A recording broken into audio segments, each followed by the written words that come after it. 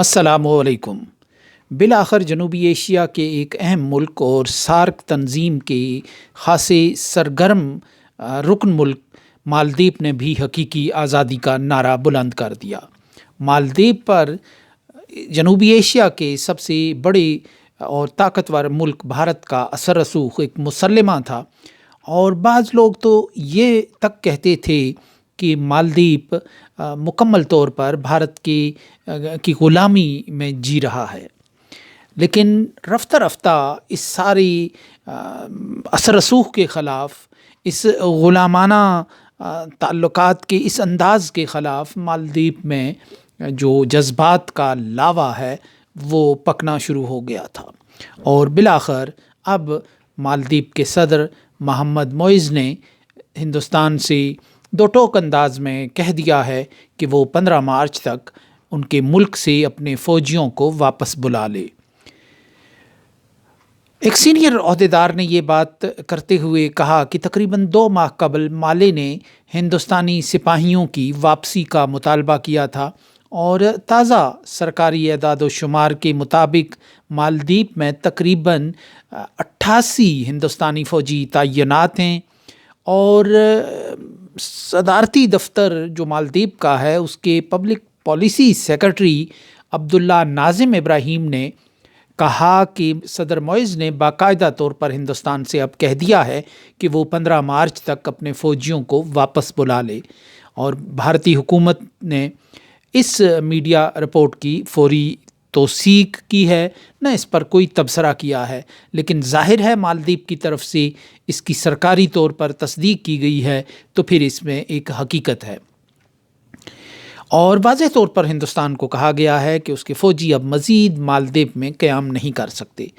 یہ صدر ڈاکٹر محمد معیز اور ان کی حکومت کی پالیسی ہے۔ مالدیپ اور ہندوستان کے سپاہیوں کی دستبرداری کے بارے میں بات چیت کے لیے اعلیٰ سطح کا ایک کور گروپ تشکیل دیا گیا تھا، اور اس گروپ کا پہلا اجلاس اتوار کی صبح مالے میں وزارت خارجہ کے ہیڈ کوارٹر میں ہوا، اور اس میٹنگ میں ہندوستانی ہائی کمشنر مونو محاور نے بھی شرکت کی، اور ناظم نے اس میٹنگ کی توثیق کی اور کہا کہ اس اجلاس کے ایجنڈا میں 15 مارچ تک سپاہیوں کی واپسی کی درخواست شامل ہے۔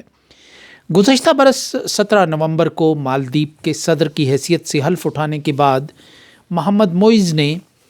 جنہیں چین کا حامی لیڈر سمجھا جاتا ہے، ہندوستان سے رسمی درخواست کی تھی کہ ان کے ملک سے وہ اپنے فوجیوں کو واپس بلا لے۔ انہوں نے کہا تھا کہ مالدیپ کے عوام نے انہیں نئی دہلی سے اس طرح کی درخواست کے لیے مؤثر مینڈیٹ دیا ہے۔ وزیر اعظم نریندر مودی کے خلاف معیز حکومت کے 3 نائب وزراء کے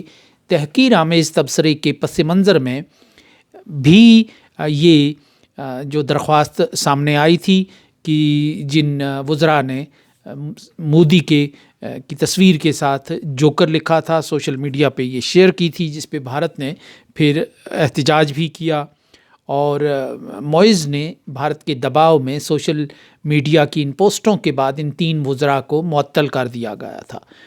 کیا تھا، اور ان تبصروں پر ہندوستان میں تشویش کی لہر پیدا ہوئی تھی۔ اور ظاہر ہے کہ نریندر مودی کا جو ایک امیج ہے جو سراپا بھارت میں اس وقت ہے، تو بی جے پی کسی طور بھی یہ برداشت نہیں کر سکتی تھی کہ اس کے لیڈر کو، جس کو وہ مرد آہن بنا کر پیش کر رہی ہے خطے میں اور دنیا میں، اس کی اس طرح ایک چھوٹا ملک جو ان کا باج گزار ہے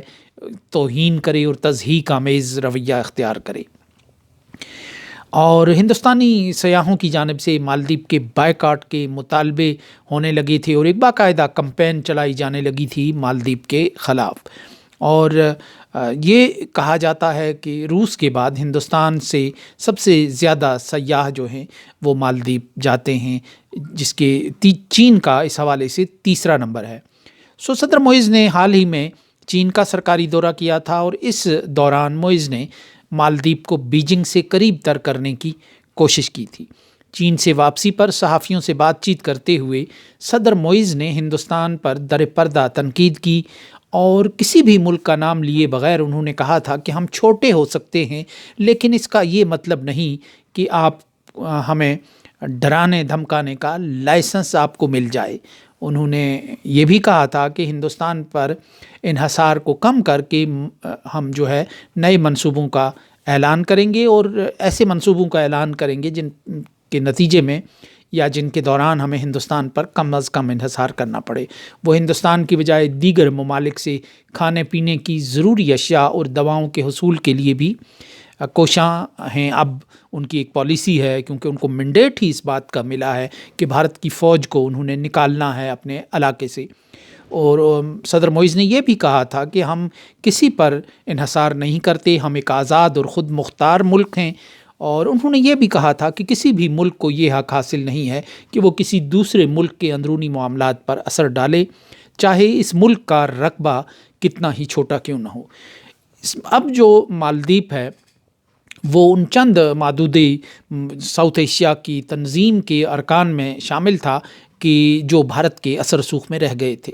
یعنی طالبان کے ٹیک اوور کے بعد افغانستان سارک کا ایک بعد میں بنا ہوا رکن ہے، بانی ارکان میں نہیں ہے، وہ بھی بھارت کے اس دائرے سے باہر نکل گیا تھا، اور ایک مالدیپ اس میں رہتا تھا کہ جس پر سری لنکا تو بہت پہلے ہی نکل گیا تھا، اور بھارت نے بہت دانہ ڈالا سری لنکا کو، لیکن سری لنکا نے جو تامل ٹائیگرز کے تجربے کے بعد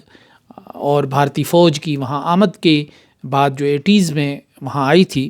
اس کے بعد سری لنکا نے بھارت سے ایک دوری اختیار کی تھی۔ اور اب مالدیپ ایک ایسا ملک تھا کہ جو جزائر پر مشتمل، جہاں مسلم اکثریتی آبادی ہے، اور ایک عرصے تک جب سارک بنی تو مامون عبد القیوم، جب جنرل ضیاء الحق کی آمریت تھی پاکستان میں، تو ان کا نام یہاں گونجتا رہتا تھا اس حوالے سے۔ تو اب مالدیپ نے بھارت کے چنگل سے نکلنے کا ایک اعلان کیا ہے، اور ایک چھوٹا ملک ہونے کے باوجود انہوں نے اپنی خود مختاری اور اقتدار اعلیٰ اور اپنی حقیقی آزادی کو ایزرٹ کرنے کا اور منوانے کا ایک راستہ اختیار کیا ہے، اور مالدیپ کے عوام نے اسی بنیاد پر صدر معیز کو اس کا جو مینڈیٹ دیا ہے۔ 2013 سے یہ ایک عمل تھا کہ جو شروع ہوا تھا، لیکن بعد میں پھر بھارت نواز ایک حکومت آئی جس نے اس حکومت کا جو بھارت سے آزادی چاہتی تھی یا بھارت کے چنگل سے نکلنا چاہتی تھی، ان کا تختہ الٹا۔ لیکن اب جو محمد معیز آئے ہیں وہ اسی مینڈیٹ کے ساتھ آئے ہیں۔ اب لے دے کر ایک بنگلہ دیش ساؤتھ ایشیا کا ملک رہ جاتا ہے کہ جہاں بھارت نے بہت محنت کے بعد شیخ حسینہ واجد کی حکومت کو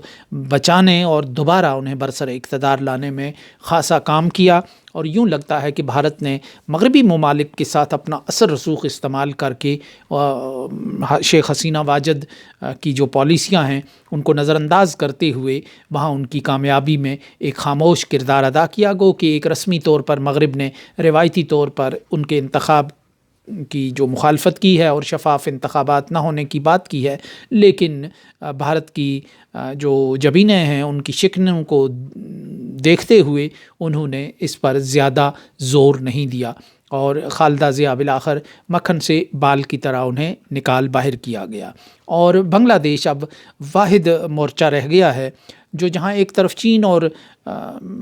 روس کے بھی قریب ہیں، لیکن دوسری طرف بھارت بھی بنگلہ دیش پر اپنا اثر رسوخ قائم رکھنا چاہتا ہے۔ ایسے میں پاکستان کے لیے یہ ایک سبق ہے، اور پاکستان کے لیے یہ ایک اہم موڑ ہے کہ جہاں پاکستان کو دوبارہ بھارت کی دم کے ساتھ جوڑنے کی تیاریاں انٹرنیشنل سطح پہ ہو رہی ہیں، اور بھارت کے ساتھ معاملات طے کرنے کے لیے بہت نیچے آنے اور بھارت کی جو خواہشات اور آرزوئیں اور تمنائیں ہیں ان کو پورا کرنے کی بات کی جاتی ہے، اور ایک بھارت کی خوشی کے لیے ایک ماحول بنانے کی ایک ماحول سازی اور ایک تیاری ہو رہی ہے، اور بھارت ایسے میں یہ پاکستان کے لیے ایک سبق ہے کہ اگر مالدیپ جیسا ملک مجبور ہو کر وہ بھارت کے اس دائرے سے، اس چنگل سے کہ جس کو انہوں نے قریب سے بھی دیکھ لیا اور جس کے آگے کے عزائم اور ارادے بھی انہوں نے دیکھ لیے ہیں، اگر وہ اس کو وہاں حقیقی آزادی کی بات کر کے وہ اس کے دائرے سے باہر نکل سکتا ہے، تو پاکستان کے پاس اس بات کا کیا جواز ہے کہ ایک 75 سال کے تاریخی بیگیج کے بعد، ایک ورثے کے بعد، کہ وہ دوبارہ نیچے آ کے بھارت کی شرائط پر بھارت کے ساتھ معاملات طے کرے اور بھارت کو خوش کرنے کے لیے پاکستان کی ماحول سازی کرے اور ایسے اقدامات اٹھائے جس سے بھارت کی جو ناراضگی ہے، جو غصہ ہے، وہ دور ہو۔